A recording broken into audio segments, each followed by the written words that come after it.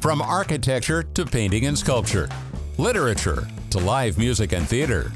Radio 111 presents Bonnie G and Brian Mendoza with The Desert Scene, your connection to culture and entertainment in the desert cities. Here's Bonnie and Brian. And welcome to The Desert Scene. I'm your host, Bonnie G, here with John McMullen is filling in as my producer today. And we are welcoming back, he's a veteran on the show here. Michael Shaw is a good buddy of mine. He's the artistic director at Dezart Performs. And their new season is kicking off later this month. Hi, Michael. How are you? I'm great, Bonnie. How are you? Good. So that's the 15th season. Wow. That's kind of... my God. Does it seem like that many years ago that you started? You know what? So we started the company when I was 24. So it just Of course not. Of course. You know what? In some ways it does, and then in some ways it doesn't, because we kind of, we've gone through these evolutions, these transitions. So every few years, it seems like we're a new company. You know what I mean? It feels like, okay, we were this kind of company back at the beginning, and then we started doing these kinds of things, and we've evolved. And so I think there's just a natural, kind of like growing up. I mean, you're when you're 5 and 6, you're like, okay, I love cartoons, I love playing in the yard and mud and blah, blah, blah. And then when you're like 9, that changes. It changes. And then you become 12 or 13. And so I think it's kind of like, I feel like, just growing up and going through all these stages of, I don't know if we're at puberty yet or if we're at like the senior citizen retirement. I'm trying to figure out where we are right now. So, I was going to ask you if you had to describe what kind of theater company are you now? Are you going into the 15th season? How would you describe it, the changes? There's clearly a lot more responsibility. Okay. Because when we started this, Danielle and I were just like, we were two, younger actors who just wanted to do our own stuff and be able to try it. Yeah, exactly. So there was really no pressure back then. It was just like, we get to do what we want, and it was in our free time and all that stuff. And now, obviously, over the last few years, we've become... we're an equity theater now. Right. And so we have that responsibility, which is a huge responsibility just to our agreement with equity, but also to the community and the kind of work that we do. So that presents its own challenges. But at the same time, what I look forward to, and I think what's really exciting, is the audience has kind of grown with us and matured with us, because we're doing stuff that's really, really, I don't want to use, it's really ballsy. I mean, we're really doing stuff that's kind of like... That's a good word. Over the top. Yeah, you know what I mean? Because not everybody can do what we're doing. And our audience has really kind of rose to the occasion and said, this is what we expect from you now. Right. You have So now, was there a theme? Don't you usually have sort of a theme when you pick the shows each season? You know what? I don't. Okay. I don't have a theme. I have in my back pocket plays that I always want to do, and they come to fruition whenever I start to put together the season. Like Bright New Boise, which is our second show of the season, is a play that I've wanted to do for probably 5-6 years. Okay. And it never felt right with the other stuff I was doing as I started to put together the season. So the season kind of unfolds based on like that first show I pick. Yeah. You know what I mean? So I'm just like, okay, so the first show, which is Choir Boy, is very different from us, very different for us. But it's a pride event. It's an LGBT storyline, and we always try to do an LGBT story because we launch our season during Pride. So we try to serve the community with our first show. And so this answered that call, much like last year it was Girlfriend, which was a gay love story. And then it kind of just rolls out from there. And so Bright New Boise, on my desk for years, I looked at it and I thought, you know what? Maybe this is the year to do it. And Hobby Lobby is Hobby Lobby as a subject is, in the news and has been off and on for the last number of years. Yeah. So it pulls that in. It pulls in conservatism and all the everything that goes along with the politicization of so much that's going on in our world right now. Yeah. And then our third show, which is A Funny Thing Happened on the Way to the, and it's the world's longest title I've ever seen. Yes, of a play. Time. Yes. Relatively new play, but hysterically funny, and deals with a serious subject matter, being cancer. Mm-hmm. But it's really the story of the relationship between a comedian and her dying mother.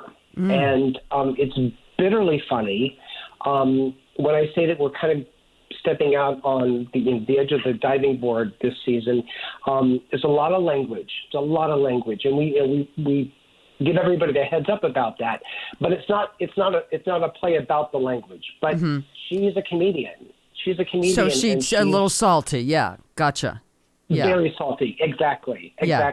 But wonderfully funny and poignant story. And then Garbologist came out of a new play. I think ours is the third or fourth production in the country. It's a brand new play. It hasn't even been published yet. And I came across it through one of those new script websites. I subscribe to any number of sites, and they send you scripts and whatever. Mm-hmm. And it's a buddy comedy, which is different from what we've normally done, but it takes place in the cab of a New York City sanitation truck. And, interesting, yeah. It's really, I just saw it in Chicago. Actually, one of my favorite theaters in Chicago, North Flight, just produced it. They're actually closing tomorrow. Mm-hmm. But I had already decided to do it, and then a couple months after I had gotten the license to do it, I was perusing, the boards and everything, and it popped up, and I said, "Oh my God, Northlight's doing it!" So I immediately thought, "I got to see it. Because it's a challenge technically. It's an incredibly challenging play technically." And Clark, my partner, husband, executive director, everything, turns to me and goes, "How are you going to do this?" I'm like, "Oh, we'll figure it out." He always does that. He's like, "How are we going to do this?" I said, I don't know. It's a great story. We'll just figure it out, because it always comes down to the story and the script. Yeah. Now, is that just two? Is that a two-person play? That the Garbologist? Okay. It is. And it's a single black mother who's down on her luck, and she gets a job, and it's her first starts with her first day at on the job with a white working class conservative man. Oh dear! And it's sparks fly, and the relationship grows, and it becomes really this wonderful blossoming relationship and friendship that happens over the course of time, and a connection that we don't even see. There's a connection deep down the play. Further on in the pages of the play, there's the relationship comes from something historic, in history, and you're like. So it's a great surprise. Now, how many? I know you're directing a couple of these, or are you directing all of them? No, I'm actually. Choir Boy is being directed by Michael Matthews out of Los Angeles. Okay. And this show was a challenging show to cast, because it's a primarily black cast, and 5 of the actors have to sing and dance. Wow. So we went to Los Angeles to cast this. Mm-hmm. So the show is actually going to be in rehearsal in Los Angeles, directed by Michael in L.A., and then we'll move the company here at the end of October. Okay. And then I'll direct Boise. Okay. Bright New Boise. I'm interviewing directors right now for the third piece. I want to be able to really bring as much talent into the company as possible. And it's hard to direct, show after show after show. Oh, sure. Absolutely. So I'm directing. So I'm looking for a director right now. I've interviewed a couple directors for the third show, and then I'm going to come back and do Garbologist in April. Have you cast everything already? Did you have trouble? I mean, so you went to LA for Choir Boy. Did you have difficulty finding the right people for these shows, or did it fall into place fairly quickly? No, actually, I held local auditions here or I put a call to hold local auditions in the desert, and because we had I had made the audition call much later in the summer. I did not get the response that I needed here locally, because, as you know, our community here is very small. Yeah. And most everybody was already booked. So I didn't get the response that I really needed. So I had to go to Los Angeles to cast Bright New Boise. I'm still casting it, but we have a local actress who will be in it, which is great. I'm excited to. I can't tell you that now, but once I announce the full cast, I'll be able to reveal who that is. Okay. But one of the things that we're obligated to do with Equity is I have to hold principal auditions for every show now. Yeah. I can't do season auditions, and so that's kind of it's a challenge. It's a bummer because I like to be able to pull everybody together at one time and kind of look at all the talent and cast for the season. And now I can't do that, and that makes it harder because that means I have to hold 4 separate auditions. So what was the so this is the first season that you're now in Equity Theater, is that correct? This is This is actually our 4th season. Okay.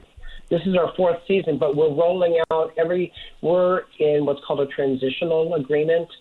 So over the course of 4 to 5 years, our responsibilities become greater as each year passes. Oh, that's interesting. Okay. So, yeah. Well, before, if you were offered an agreement to become an Equity Theater, you say, based on the size of your house, like, okay, you're going to be an SPT, which is the category is small professional theater, right? And you fall under that agreement. In the past, if you were offered that, you had all the responsibility of that agreement from the very beginning in regards to casting so many actors, providing health insurance, providing pension, having auditions for every show, and going to and it was overwhelming. And I told them, I said, you realize I can't do all of this all together at one time. Yeah. And so they voted as a board to do a transitional. So every year, there's more responsibility. Yeah. Exactly. Yeah. And we're at the tail end of that. So we've been transitioning for almost 5 seasons. Okay. Gotcha.